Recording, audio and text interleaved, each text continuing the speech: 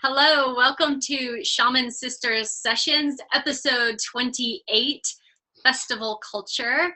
I am Katherine Bird. I am here with my dear Shaman sister, Michelle Hawk, and we are the Shaman Sisters. We have been dear friends for quite a while, and we're having these amazing conversations around healing and spirituality and being practitioners in our lives, and we decided to make these public for you as a service and to invite you into what it's like to live our lives and what we're thinking and feeling on lots of different topics having to do with healing and spirituality.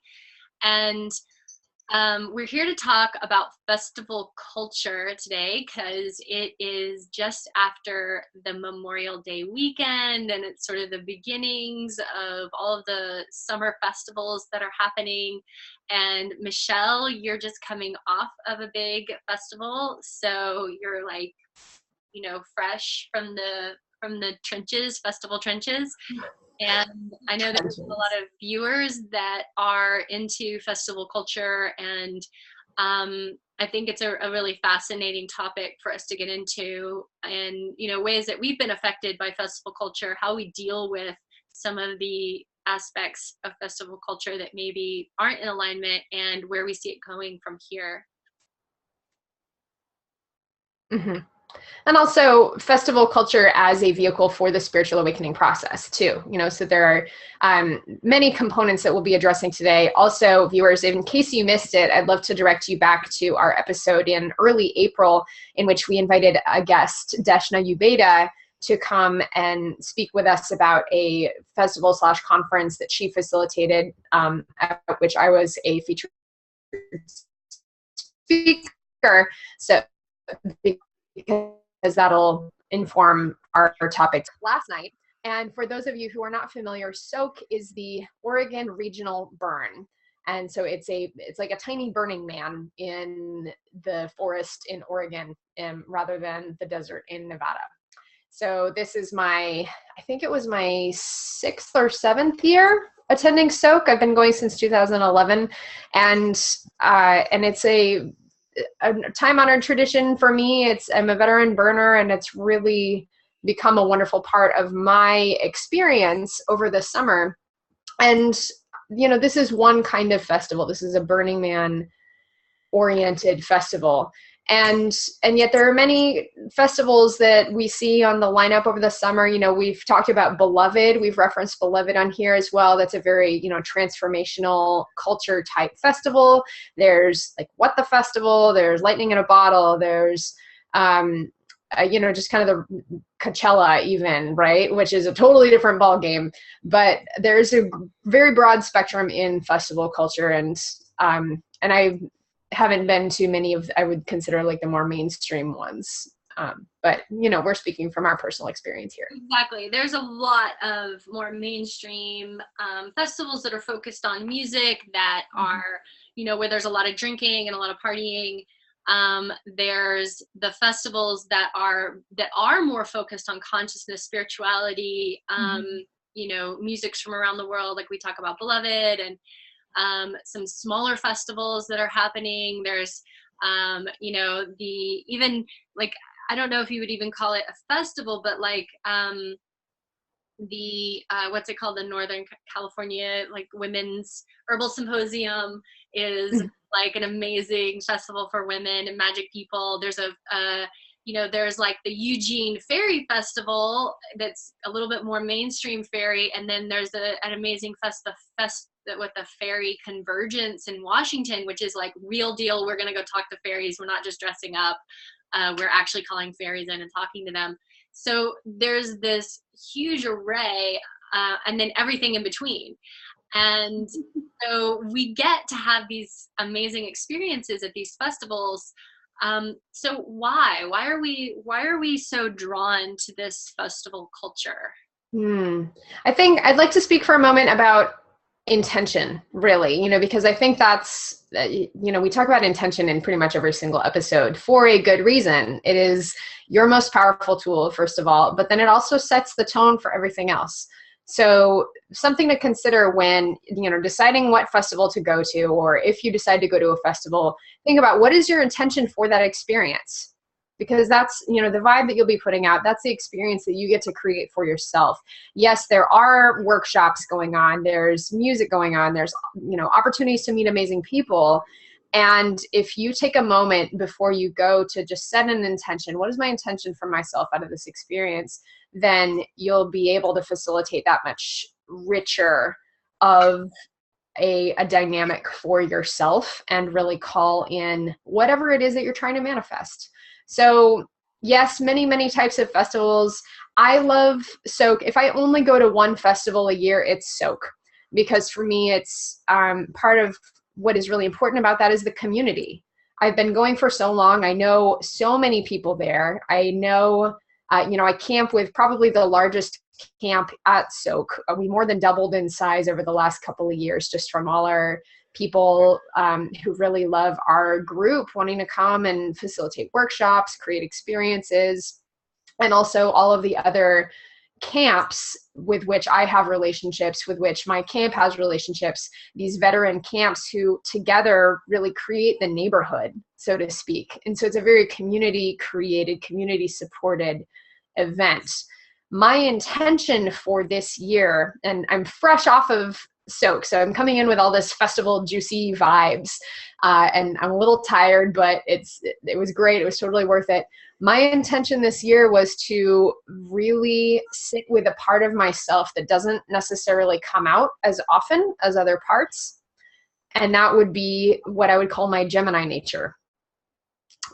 And by that I mean, what are Geminis known for? Geminis are known for in the lighthearted aspect, the gift of gab, really being able to speak to anybody, kind of the run around and do the flitty, airy thing and have a good time. And I am a Gemini, but I don't spend a lot of time in that space.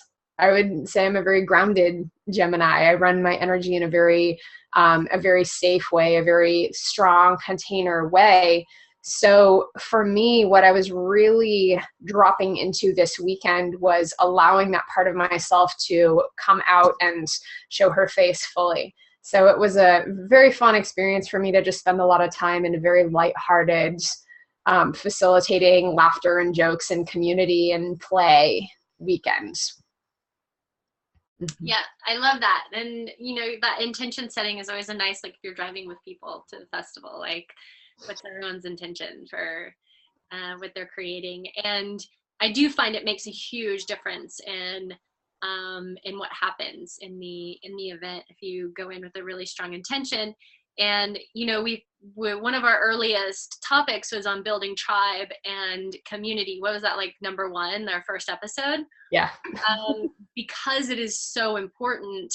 And this is a place, a lot, it's like when you go to Burning Man, they're like, welcome home, because we have this sense of community that a lot of times we don't have in the outside world. We get to sleep near our friends and eat with them and, be more present with people than we usually get an opportunity to, because we're just so busy in the real world. So we get this renewed sense of community as we're helping each other and we're, showing up for each other and helping each other, like move things around and cook things. And we start to develop these really deep friendships. And sometimes the friendships that we create in these containers are, really lasting years and years and years and become really vital parts of our life. Absolutely. And Kat, I think you and I met after Burning Man in, what was that, 2013? Yeah, we met at, so we met as a result. I mean, I'm sure we would have met regardless anyway, but as a result of both of us attending Burning Man and being in that same community afterwards, we all went to Summer Lake Hot Springs. And so this is definitely a lasting relationship that has come out of festival culture. I have many close friends who I met either at Soak or at Burning Man or in, the meetings, the planning meetings around Soak and Burning Man, and Beloved also. So yes, dropping in, I would say part of the reason, let's talk about why do people go to festivals? What's the draw? I think, Kat, you kind of asked that question initially. And yeah, well, I think you were answering it, right? It's like, well, it's community. And also when we talk about intention, it's a space for transformation. Yeah. And it's a place for growth and a place for us to be exposed to things that we've never been exposed to. And I think probably for each one of us, there's a different story. I remember the very first festival I ever went to, which was Lightning in a Bottle. And I didn't know anything about festival culture. I didn't know anything about anything really. And I went to this festival, and I'm sure that some people will have this experience where like halfway through I was in my partner's RV just like crying because I was witnessing so much creativity and art and beauty and expression. And I was like, it was breaking, like it broke something open within me to witness all of that and to see like, oh, it's safe for all of these people to just be themselves.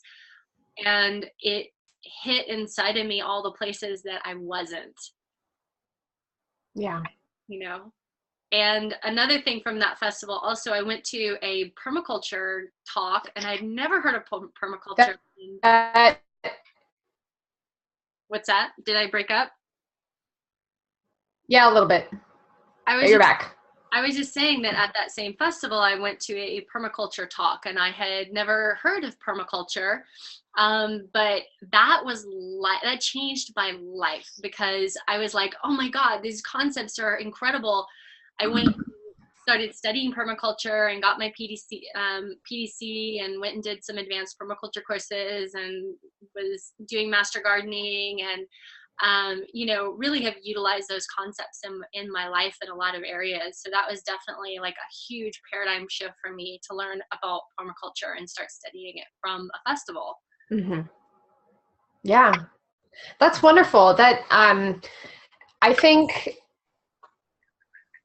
yeah, there's a lot. I'm honestly still a little bit in tired brain, so I'm just sort of like noticing my web of thoughts everywhere. But as long as we're speaking about kind of first festival experiences, Soak was my first festival. And in 2011, it had yet to really develop into what it is today. I mean, today it feels like a tiny Burning Man, quite honestly. But back in 2011, it was a bunch of friends camping in the woods, and we set something on fire. So it had a very different vibe. It wasn't as fully developed. It was, yeah, some art, but not really in that same kind of way.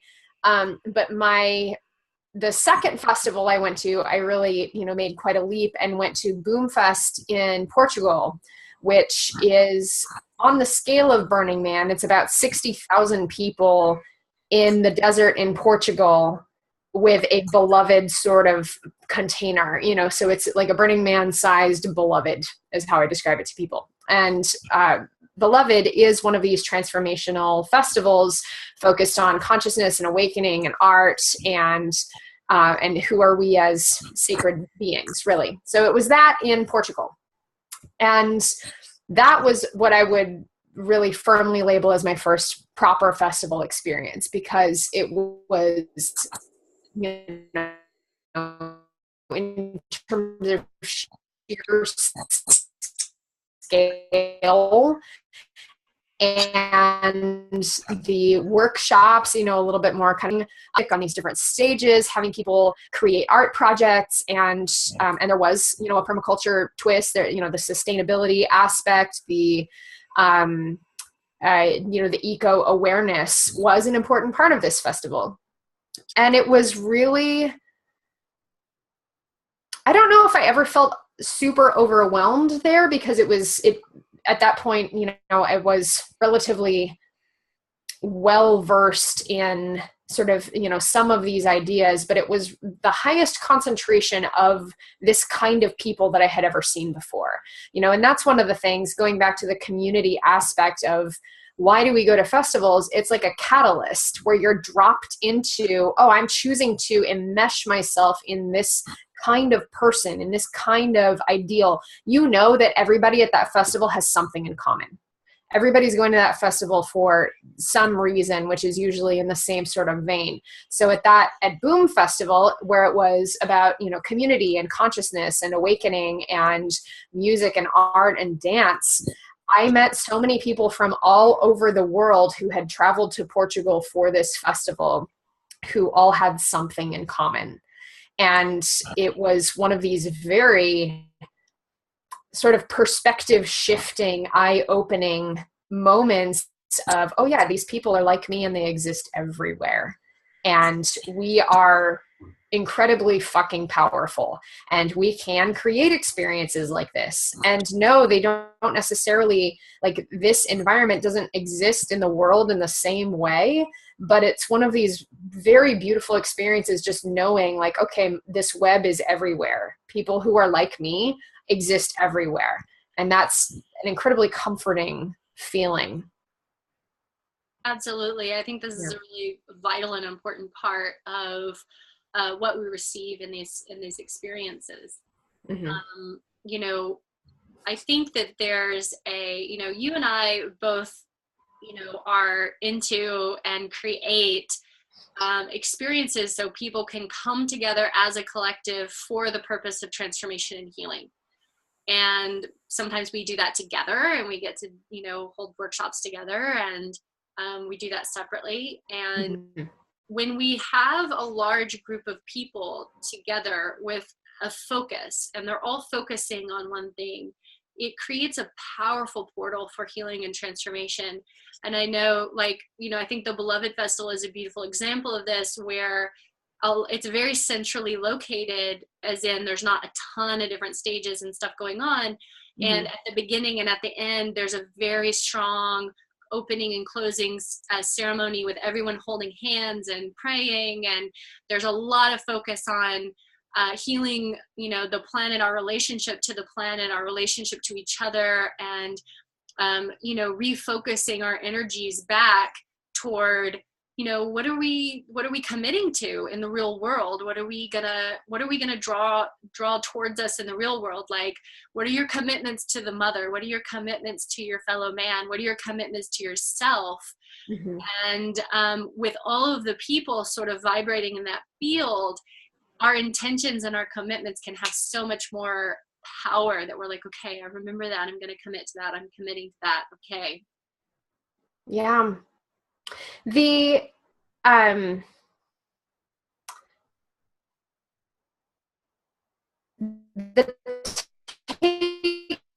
takeaway, as you're saying this, I feel like I want to actually use that term. That's a Burning Man term. The default world is what we live in pretty much all the time, right? And so then when we're going to Burning Man, or when we're going to these festivals, it's like, okay, this is, it's like this alternate reality, and we get to take that home with us. That's the biggest thing. That's the problem that I have with that term, default world, is looking at, it's like, oh, this festival is an isolated experience that doesn't percolate, doesn't translate to the rest of your life. But it does. It absolutely does. So, I think of festival culture as a catalyst, like I said already, where we drop in, like you were saying, we drop in, we have these experiences, we make these connections, we create this really rich experience, and we get to be inspired and fired up and take that back to the rest of our lives. That's the part that I feel where some of this gets lost in translation a little bit, is that Burning Man, or whatever festival you go to, does not exist in an isolated bubble outside of the rest of your life. Right. All the things that we learn, all the connections that we create, all of the amazing transformational moments or realizations or inspiration that we receive in Festiland, we get to take back with us. Right. And we can be that, right? We can have an intention to show up in a new way, right? I'm going to show up, I'm going to stretch myself and talk to people, introduce myself first. That's a big one for me.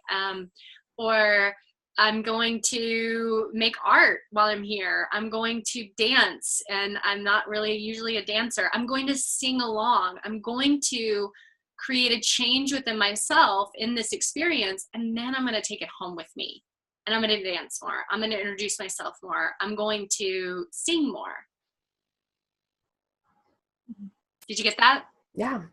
What are some I'm kind of curious, what's a takeaway that you have cultivated for yourself in festival land that you have really, I mean, permaculture, it sounds like a big one.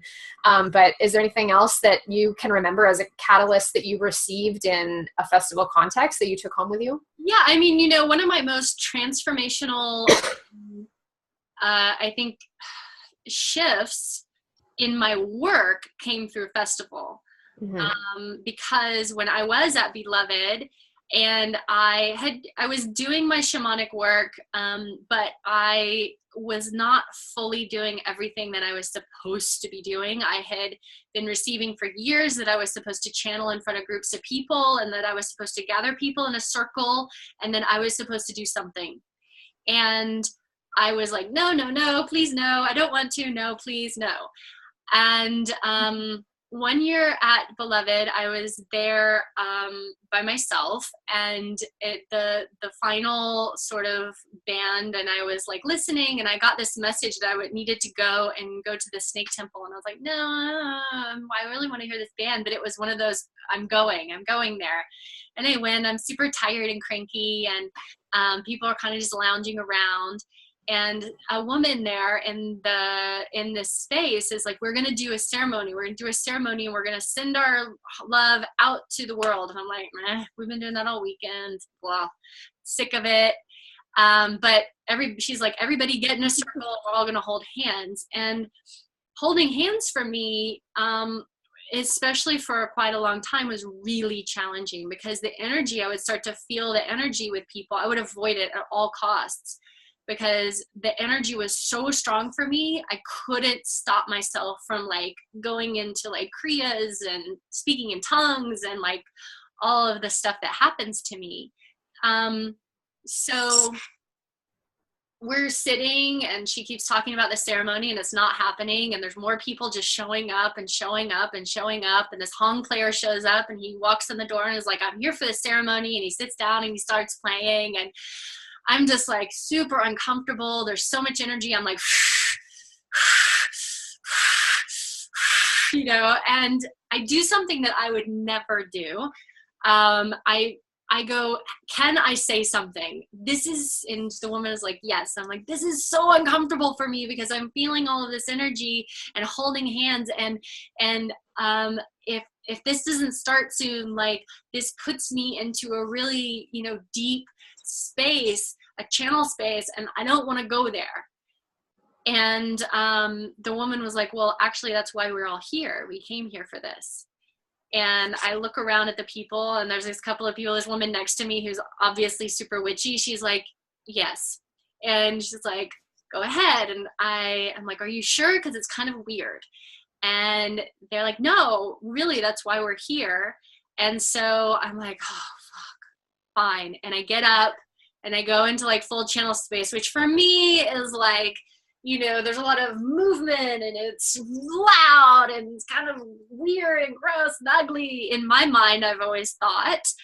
And I'm speaking in tongues, and then I bring through this message, and I'm in the part of my brain that's very conscious is like, stop it, stop it, stop it. You're taking up too much space. You're being too much. They're going to judge you. They're going to hate this. Like, you need to stop. And eventually I give into that voice, and I just stop. And I'm like shaking all over. And I'm like, oh my God, what have I done? And I open my eyes, and there's this room full of people all holding hands, and they're all smiling and like pouring love on me. And it is like, I burst into tears, and I'm like, oh my God, I've finally been seen in this thing that I have been so afraid that anybody would see me, and much less like a group of strangers, just total strangers, would see me do this. And it completely shifted and transformed my life. And I was like, okay, I'm committing to doing this, and this is a part of my work, and I'm admitting what I do, and I'm admitting it to people, and I'm talking about it. And it absolutely changed my life. 150% radical difference. Wow. Yeah, it was a major healing for me. That's amazing. I remember you told me about that. I don't know if you went into quite as much detail, but that is a spectacular story. Thank you. So was that 2013, 2014? No, I don't even remember. It must have been 2013 maybe. Yeah. Yeah, because I was super undercover for a long time. I was just like doing stuff in the background with people, and they would come for sessions, but I was like not admitting what I was actually doing. So, you know, and I wasn't talking about it in public. Yeah, that's huge, huge, huge. I love it. So what about you, Michelle? Do you have a story about a major transformation? I think there's one that at the time felt like not really such a big deal, but now that I kind of think about it is a big deal. Like, it really is a big deal. And it happened at Boomfest in 2012, and that was really solidified my relationship with dancing. Before that, I had danced, you know, and I loved dancing and I felt comfortable doing it, but it was really more of a, okay, I'm in a party situation and I have a drink or two and then I can drop into my dance space. And it was more about the party aspect of dance. And I hadn't really explored the energetic connection with dance up until that point.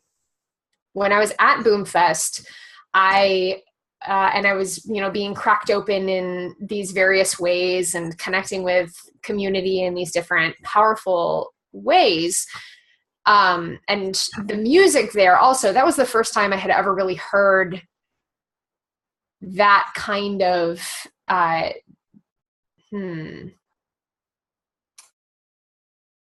was, hang on a second. Kat, we don't have any real viewers on right now. I really have to pee. Cool. Yeah, so in terms of any transformational takeaways from festival experience, I would say one of the important things that didn't necessarily feel like a big deal at the time, but I have ultimately discovered was really deeply impactful, occurred at Boomfest in 2012. And that is my relationship with dance and movement, energetic embodiment. Before that, I liked dancing. I enjoyed dancing, but it was really in more of a party context where I would have a drink or two and then really drop into the dance as more of a social, functional, you know, party situation activity, but not necessarily any kind of embodied practice. When I was at Boomfest, however, it was, again, that was my first, like, you know, real festival experience that I would call. And the music there, the type of music and the type of connections in the community there allowed me to drop into a really different kind of dance space where, yes, it was party. I mean, people were there to party, but people were there also for the energy and the community and the heart space and the awakening aspect. There were a couple of musicians in particular, a couple of groups, bands, that those were Highlight Tribe, I guess the Highlight Tribe Live, and Gotica.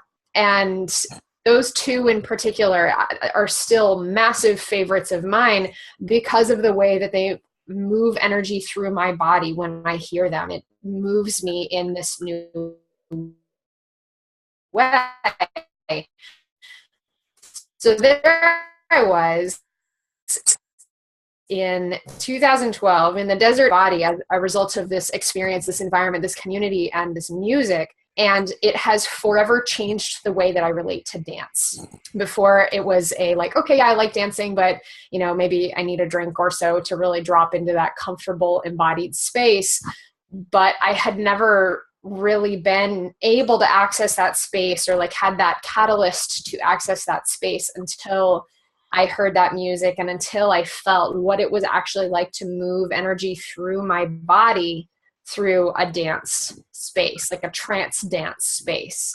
That was one of the biggest things that, again, at the time, I didn't really realize how impactful that was. But now, given the work that I do and the way, I mean, Kat, you've seen me, and this is something that you do too. And this is a way that we primarily move energy through the body. And now I teach other people how to do this.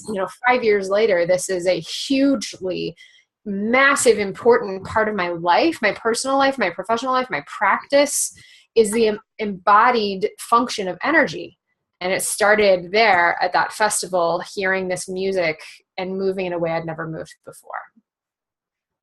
Yeah, absolutely. I know I've had that experience too. I think at Beloved and 1 year, I danced for 24 hours straight. I was like, I did not stop dancing. I was just like totally insane on the dancing. And just taking it like and when I would get tired and I would be like, well, how much longer can I dance in this like experience of how do I enter into trance state? Which is something that I'd love for us to just touch on for a second is altered states. Yes. And so, a lot of times people go to festivals and there is the experience of altered states. And we know that there are lots of ways to enter into altered states. And there's lots of opportunities to enter into altered states at festivals, beyond maybe what even some people are thinking right off the bat, like, oh, I'm going to go and I'm going to take some mushrooms or, whatever substances that sometimes people are ingesting at festivals to, get them into an altered state. But the dance piece, going to sound healings, going and seeing some of the healers that they have are just ridiculous and amazing. Sitting and drinking tea. Cacao ceremony. Absolutely. There's all of these different ways, because we don't have to go back to the real world the next day maybe, or that evening. We can let ourselves really open more and more and more and be more free and entered into states where maybe our consciousness is allowed to shift in some kind of way just by listening to music. Yeah. I want to touch upon, what are we talking about even in the term altered state? This is one of those, again, one of the reasons why people go to festivals. It might be also to explore a part of yourself that you don't necessarily get to let out all the time, or a part of yourself that, due to the way that you've chosen to live your life, or the kind of job that you have, or the family situation that you have, this part doesn't necessarily get to come out in its fullest expression.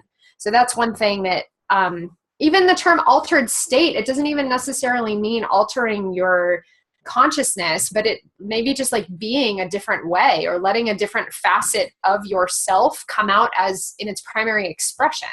So there's that too, is just allowing your different faces to show themselves, to shine. A lot of people do costuming at festivals. That's, one of my favorite parts is witnessing other people's costumes and, okay, how does this part of yourself like to dress? How does it like to express itself? What makeup does it like to wear? What, and the different outfits people have, and the people spend hours creating, days and weeks creating the most elaborate, beautiful costumes that you look at and you're just like, holy crap and a half. This is art. This is craftsmanship that you created, that you get to wear once a year or a couple times a year, because this is the fullest expression of this part of yourself. And to me, that is also an altered state. Absolutely. And you enter into an altered state when you change the way you dress, and the way sometimes men, like, they'll put on makeup at a festival and like just something that makes them more fancy, and they don't get a chance to ever do that in real life, and it completely alters their consciousness around like who they are and what it means to be them, and means to be a man, and it means to all of these things we get to play. I know years ago I was at Burning Man, and I remember like walking with my partner, and we're walking our bikes, and this guy was like, well, those are great costumes. And I looked at him and I looked at my partner and I was like, they're just our clothes. Mm-hmm. Because I had decided that I wasn't going to wear any costumes at Burning Man. I was just going to wear my most comfortable, like my most beloved clothes that I loved more than anything. Mm-hmm. And yeah, because they hit costume status for a lot of people. They were like, wow, that's really, different. And Mm-hmm. okay. Yeah, absolutely. So in that, I had actually, taken that festival culture of, dressing and being able to, buy clothes from festivals and things like that, and had integrated it so fully into my life. I was just like, this is just who I am, Mm-hmm. without feeling weird that I'm, dressing different than other people all over the place. Right. Yeah, absolutely. I had a lot of fun actually with one of the sets of wings that you gave me. So I keep forgetting that I have them, first of all, which is sort of embarrassing. I have these beautiful sets of wings that Kat gifted me. They're from Songbird at Dancing Wings. They're the best wings ever. Yes, beautiful, absolutely stunning, gorgeous. I have them in 3 colors. And I brought them last year to soak, and I forgot that I brought them. So I never actually danced with them. But this year I committed. I was like, I'm going to dance with my wings.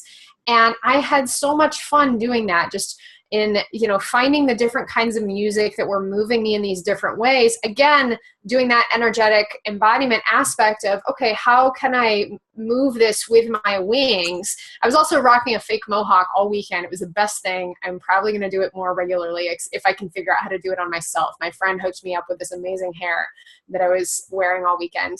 And between those things, just again, dropping into, okay, as this facet of my being, how do I move? How do I be in the world? How do I talk to people? And exploring the altered state of the different facets of personality, the different facets of when I am embodying this part of my being, who am I and how am I in the world? It was a lot of fun. Absolutely. Yeah. Michelle, I would love if we could just talk for a minute about, our dear awakening friends and our highly sensitive, empathic people, and, the struggles and the worries about festivals. My partner was just, as of yesterday, like, let's go to this festival this weekend. And the first thing that happens to me, it's like this unknown festival, the first thing that happens to me is a little bit of like, will it be okay? How loud is it going to be? Like, what are the people? What's the vibe? Like, am I going to be able to navigate this experience? And so I think there's those of us who are super sensitive and just all the time, and then those who maybe sometimes choose to overdo it on the helper, substances, and become overly sensitive. So I'm curious, what is the festival that you're thinking of going to? I don't even know. It's like, it's up near Yosemite. I think it's not my kind of vibe of festival for sure. Okay. Well, yeah. And it's interesting that you bring that up, Kat. Actually, I always teach workshops at, I would say most of the festivals I go to, I end up teaching at, either because I volunteer to teach or I'm actually on the lineup to facilitate a workshop. And usually I do some sort of shamanic journey workshop because I really like working with animal guides. Historically, that's been my offering at Soak for the last several years, is facilitating a journey, a shamanic journey to discover the identity of your animal guide. But what I ended up teaching this year that I think will become my new staple workshop at festivals, or at least at Soak, is clearing, grounding, and protecting your energy through embodiment practice, because everybody needs it. A, first of all, everybody needs it, but B, especially in a festival context, when people are opening themselves up in new ways, quite probably, experimenting or dosing themselves or whatever the deal is, or, exploring these different facets, again, the altered states through all of those means, it's not necessarily the most safe energetic environment to be in. So it is more important than ever to be completely clear, completely grounded, full of your own energy and protecting yourself at all times. So I facilitated that workshop. And it was so beautiful. People really got a lot out of it. I received some amazing feedback. And so that's my best advice to any empath, any healer type, anybody who's going into this environment. And if you're feeling like you need some help, some extra help, A, you're welcome to contact one or both of us, because, that's our jam and we're happy to do that. But B, also really look into what means can you take to protect yourself? What means can you take to be safe? To make sure that you are supported, not only physically, like having all the water that you need, the food, the earplugs, whatever, like face masks so that you can sleep, taking care of all of your physical needs, but also your energetic needs. Maybe you need to bring some crystals with you. Maybe you need to bring a special talisman or a special totem or prayer flags. I have prayer flags in my tent. That's that's one of my sacred space holders, is that I have prayer flags that I put up inside my tent for me as my personal sanctuary space. And also make sure that you have whatever energetic protection that you need in terms of, this is my practice, this is my personal practice. Personal practices are just as important in festival context. Yeah, and sometimes they're even more fun to do at the festival, because you get to be in a beautiful place and do your practice and maybe share it with some other people that are in your camp or whatever. But yeah, coming back to your personal practice, taking time to kind of step away and take some space, take a nap, go sit under a tree and let yourself decompress from all of the sensory stuff that's going on. When I'm at Burning Man, I wear silicone earplugs like the whole time, and I just I have them in, I close them up, and then when I want to talk to somebody, I just open one up just a little tiny bit so that I can talk to them, and then close it back up. And I just am super sonically sensitive, so I figured out that that's how I have to roll at a festival. Like, it's really helpful if I wear a hat and just keep it kind of keep more contained for me. Otherwise I get so super activated really easily. Yeah, absolutely. I had a sort of a humbling experience, but hi, lost you for a second. So my humbling experience, I spent all Sunday afternoon in the medical tent because I got dehydrated. And I mean, Kat, you know me, I drink more water than most people. Like, I'm on it with the hydration. I'm on it with the self-care. I do the electrolytes thing, but for whatever reason, just, through being out in the sun, it was like over 90 degrees, I think, every single day. And you're outside all the time, you're in the sun, you're doing things. I was dancing and just it takes a toll on your body, really. This is sort of extreme conditions that we're in here. And I'm a veteran burner. I've been to Burning Man. I've been in extreme environments before. I've never had a problem. And yet this time I got to the point where I dehydrated myself enough that I had to go hang out in the medical tent for a few hours. And, I was fine. I didn't need IV fluids or anything. It was kind of right before that point where I think I might have needed an IV. But I was having, when you get dehydrated, you get the really bad stomach cramps, and like my whole body felt really weird. I wasn't actually in my body. And I think I probably wouldn't have gone except for a couple members of the medical team were walking through my camp right at that moment when I was coming to the conclusion that I might not be okay. And I did something that I'm not necessarily so practiced at doing. And I went over to them and I said, hey, I think I might need help. And actually, admitting that, first of all, this is another thing. This is why I'm telling a story, is ask for help if you need it. Every festival has medical people on staff. They're there for a reason, right? Use them. And especially for us nurturing types who are used to taking care of other people and not letting ourselves be cared for, if they hadn't been there, guaranteed 100%, I would have just stayed in camp and kept drinking my coconut water and done it on my own, and I would have been fine. But it probably would have taken me longer, and I would have been, having to field questions from other people and having to interface and interact in a way that I didn't really want to at that time, given how vulnerable I was feeling. So I went and hung out in the medical tent for a few hours. I had people there dedicated to take care of me. I had, you know how word spreads, of course. So I had this whole parade of people from my camp coming by to visit me and check on me and make sure I was okay. And I made new friends with the medical staff. They were amazing. And, you know, once I finally got back into my body and was able to talk to people, I made some sweet friends who I'm really excited to continue that connection with. But it was one of those moments of, it doesn't matter how many times I've been to Burning Man, how many times I've been to festivals and never had an incident. It doesn't matter how good I am at taking care of myself. It doesn't matter that generally I'm the one who's used to taking care of other people. Sometimes things happen, and it's okay to allow ourselves to be held and be supported and be cared for. And the reflections that I received in that time, where people, you know, I get to witness just how much my community cares about me, and my friends coming to visit me, and people wanting to help me and support me and make sure that I was okay. And the next day, you know, in tearing down the dome and stuff, I overslept because, you know, my body had been through a lot. And so by the time I woke up, the dome was mostly down, and it was one of those guilty moments of, oh, I'm used to being the person who cleans up the camp, right? Who builds the dome, who tears down the dome, who is in charge of, you know, cleaning things up or whatever.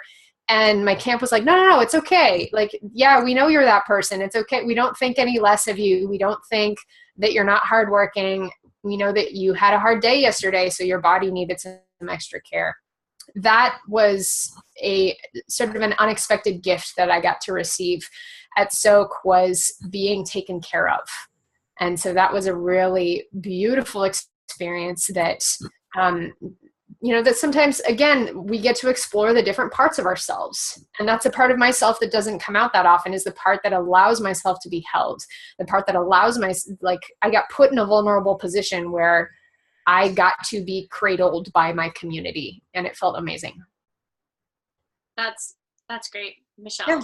Such good advice. I know I dehydrated myself at Burning Man one year, and it was really, really horrible.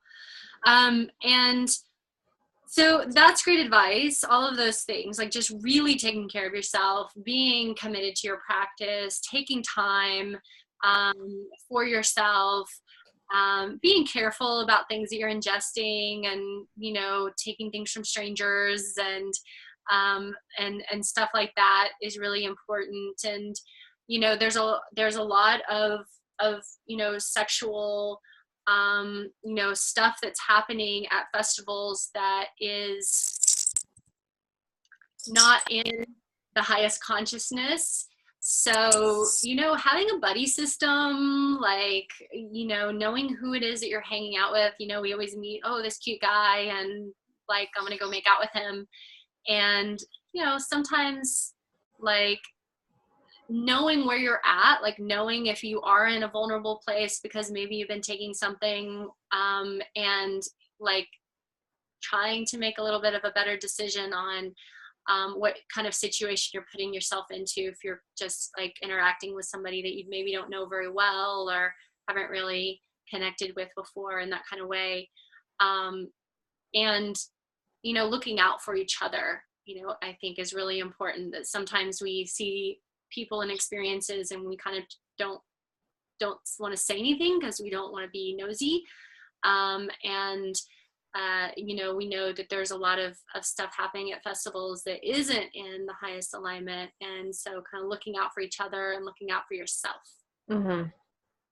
Yeah, just because, and I think this is sort of an important point that I'd like to state sort of explicitly.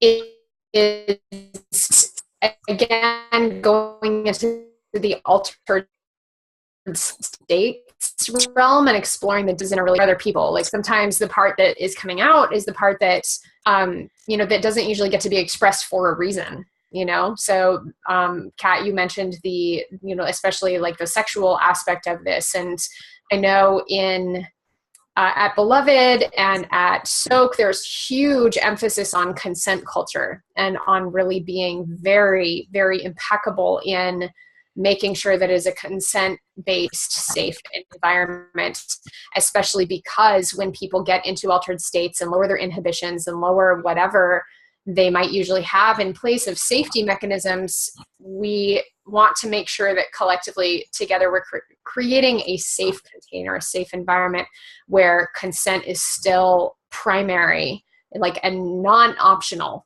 Consent is not optional, it's mandatory. So really holding that for yourself of how can I be super impeccable in making sure that I'm in clear communication with whatever partners I might encounter or whatever situations I might put myself in.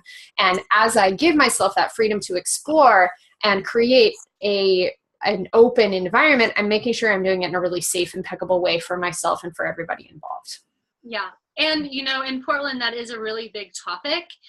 In a lot of communities, it's still not. Yeah. And, and a lot of people are not being taught consent, and there are a lot of very young people engaging in this festival culture. So, I think it's up to us to continue to remind ourselves that this is important and needs to be restated and needs to be revisited on a continual basis, and for it to be a normal part of our festival culture, to have that as a cultivated aspect. Yeah. I think I also want to touch a little bit upon the aspect of stewardship of the land. Oh yeah, please.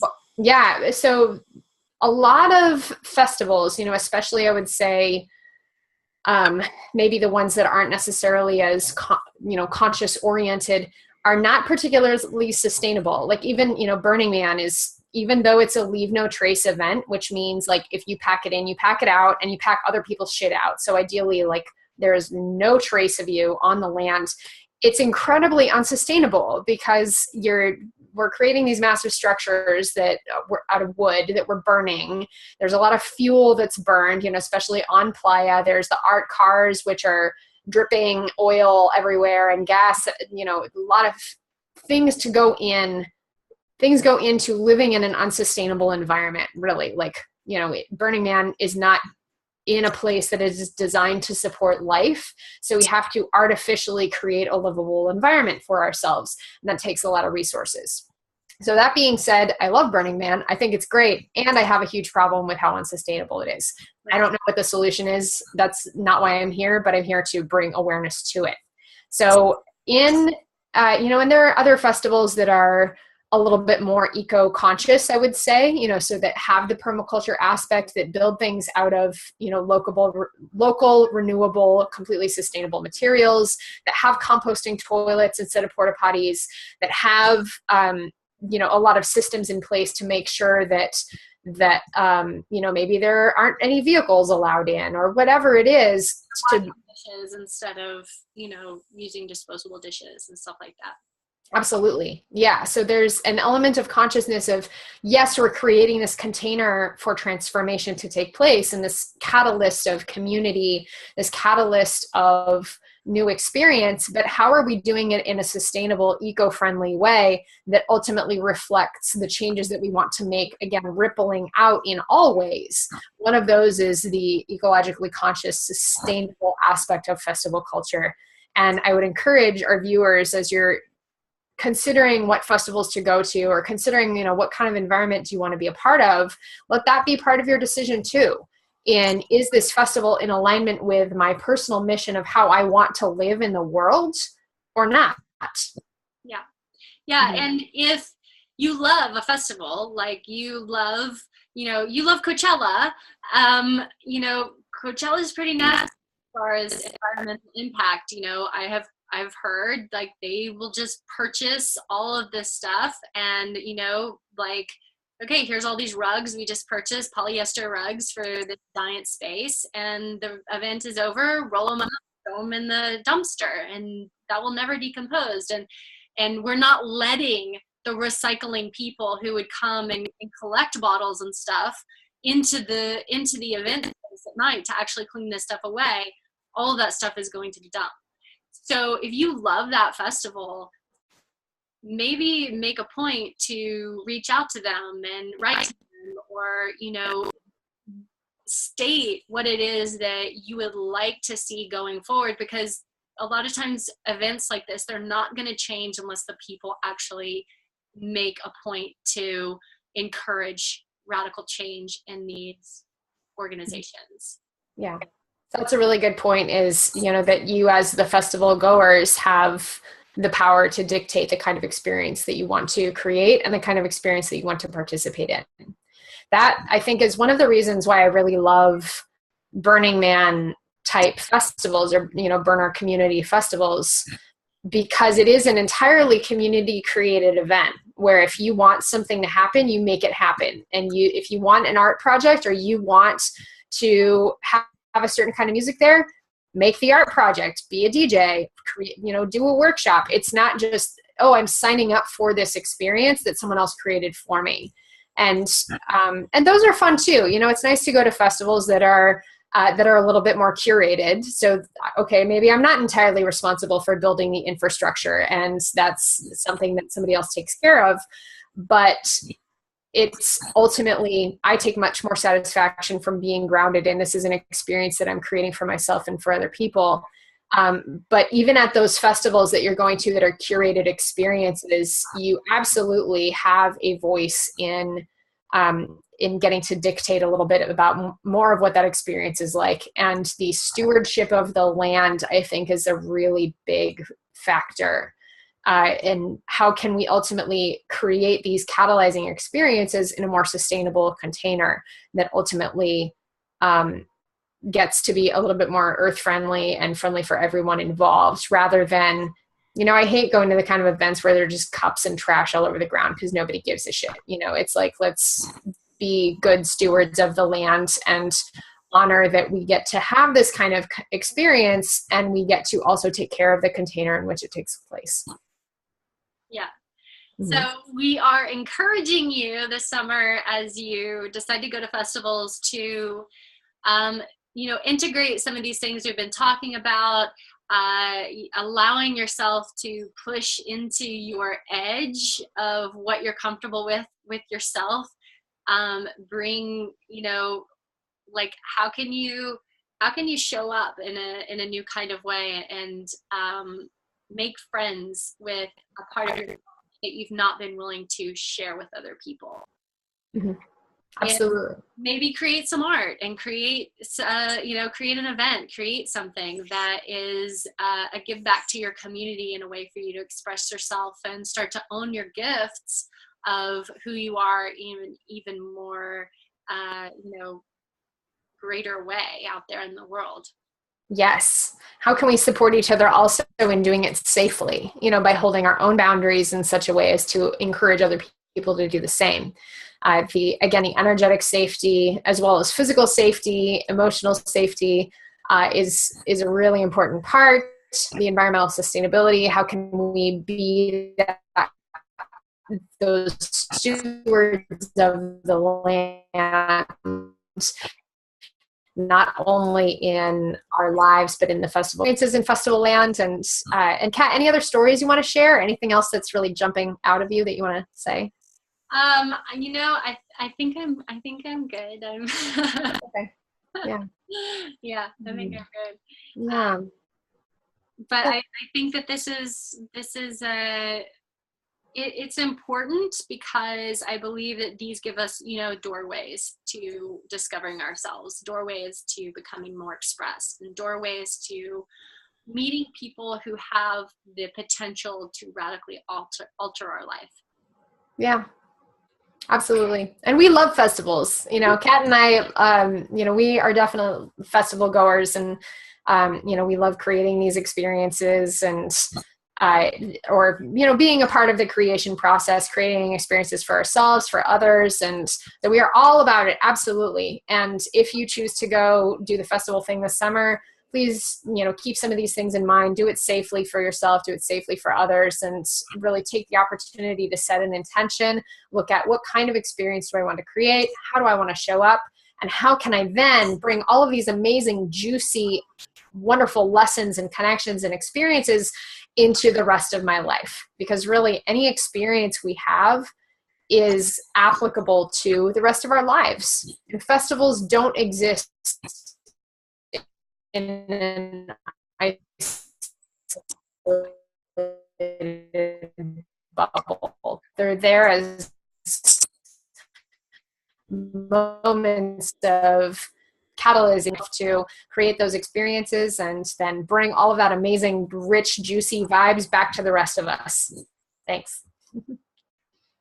Thanks, everyone. This has been Shaman Sister Sessions, and I'm Katherine Bird with Michelle Hawk.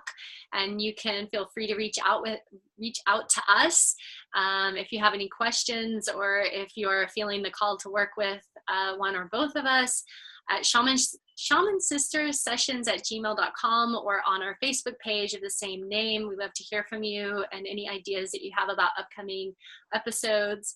And yeah, thanks, Michelle. I really appreciate you. I really appreciate you too. Thank you. And to all of our viewers, thank you so much for your viewership, your participation. And if in case you've missed any of our previous episodes, or you want to go check out anything else that we've talked about, you can find all of our previous content on our YouTube channel, Shaman Sister Sessions. And we will shortly, hopefully sometime within the next couple of weeks or next month, be also on iTunes and other means of witnessing and discovering our podcast. So until next week, thank you so much and many blessings. Bye, Michelle.